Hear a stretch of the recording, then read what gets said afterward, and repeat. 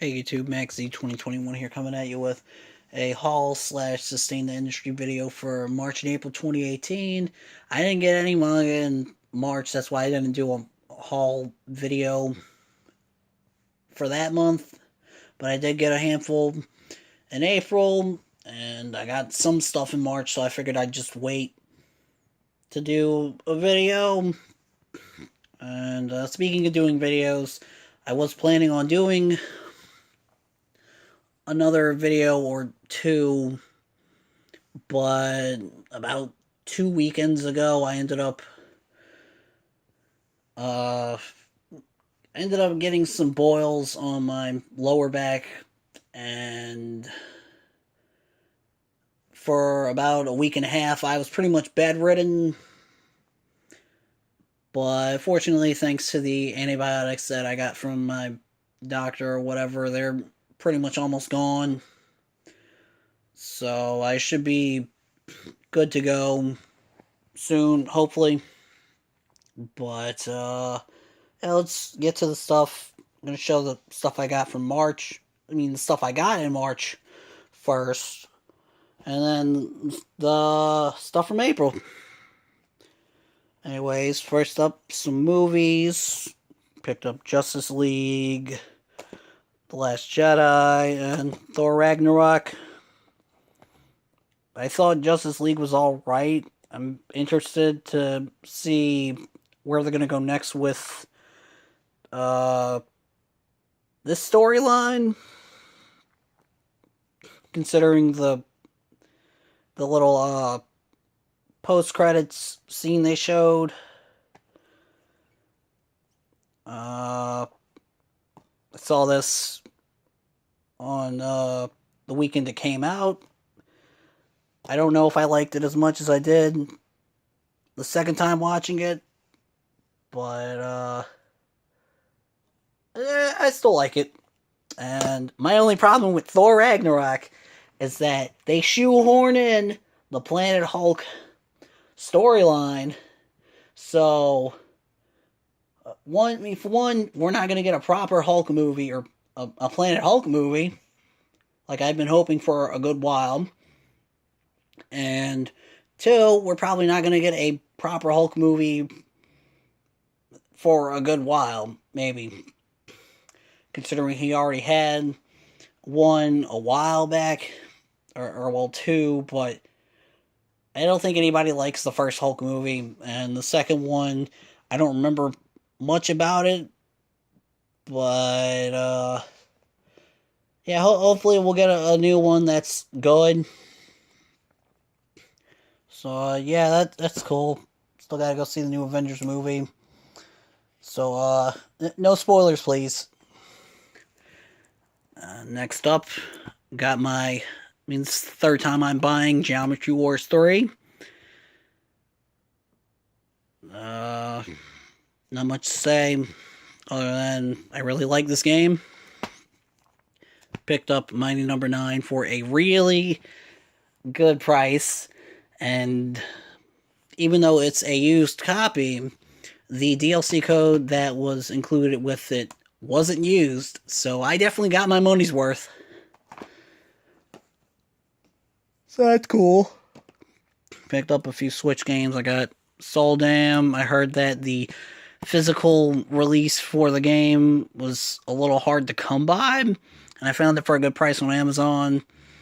And I think it was the video that 8-Bit Eric did that convinced me to pick it up, since I like puzzle games, and it's pretty different from most matching puzzle games or whatever. Anyways, I got Kirby Star Allies. I'd only really recommend this if you're like a hardcore Kirby fan, or if you like doing local couch co-op. Because I played through the game by myself, and then after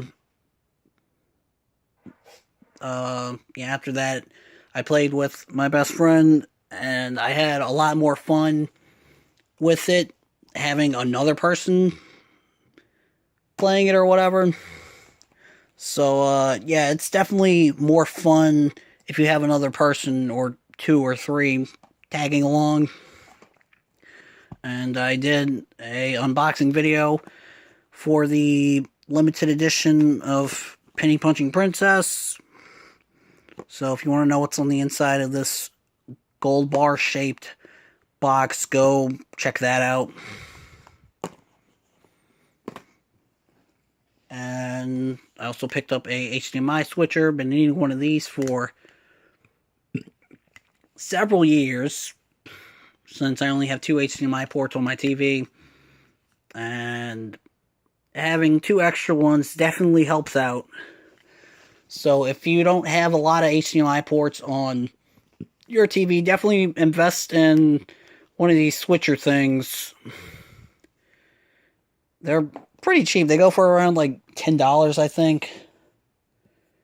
So it's not expensive, as far as I'm aware. So that's all stuff from March. Here's all the stuff from April. Volumes 19, 20, and 21 of Assassination Classroom. One of my top 10 favorites. And if I remember correctly, this was the second manga that I got caught up with as it was ongoing. So I was pretty bummed when it ended 2 years ago. But, hey, all good things gotta come to an end, right? I also found out that after the series ended, there were 4 additional chapters that he did.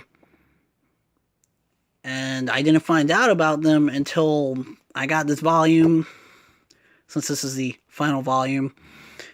And according to like a little author's note before those chapters, they were done to commemorate the second season of the anime and a movie for the series. I don't remember if there was a movie or not. But, yeah, definitely looking forward to checking those out once I reread through the series.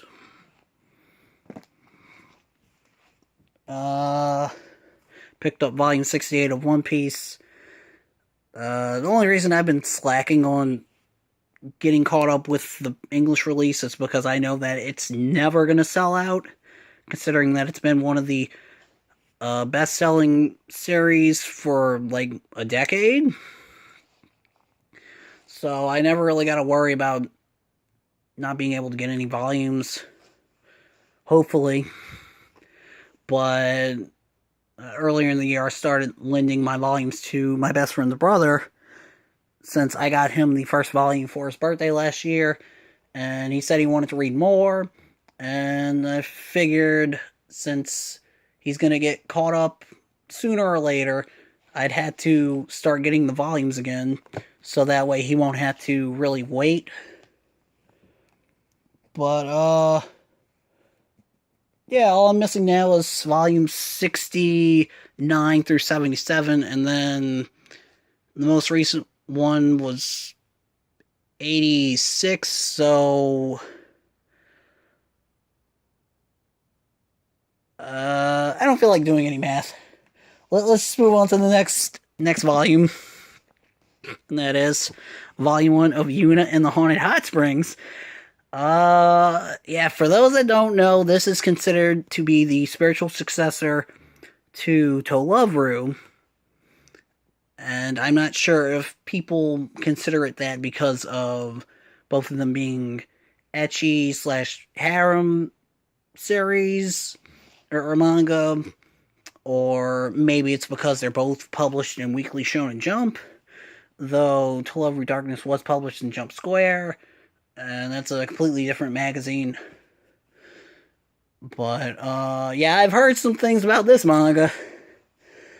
And, on the plus side, Seven Seas didn't edit out any of the, nipples or boobs or whatever, so if you're looking forward to seeing some of that, then you're in luck. My only problem with the release of Seven Seas does. And I didn't notice it until I read this volume, but like I was expecting it to be in there because it's a Weekly Shonen Jump title. But like, say for instance, with the volumes for One Piece, you got like these little authors liner note things at the beginning of the volumes, and I mean Viz does that with a lot of their releases, like either in the front or the back, depending on the series. But for this one, you don't got a thing in the front. Like, you got the credits page at the back, you got like a little ad page, but they don't got the little author note thing at the front for some reason. I don't know. I mean, you get like a color page that's like a variation of the front cover, so that's cool. And on the other side, there's another color page of some of the girls in the harem or whatever. So it's cool that you get color pages, but I just find it odd that they don't include a little author note thing.